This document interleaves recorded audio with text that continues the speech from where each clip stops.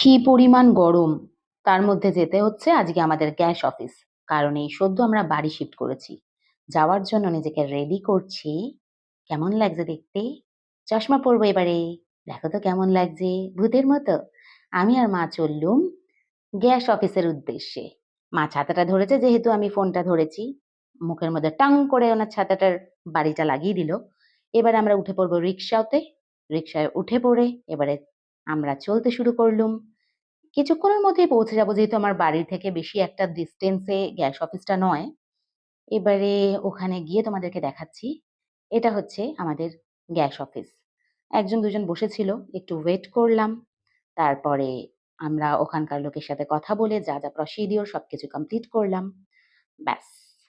Complete করার পর ফাঁকাই ছিল। একজনই ছিল জাস্ট। কমপ্লিট করার পর আবার রওনা দিলাম রিক্সাতে।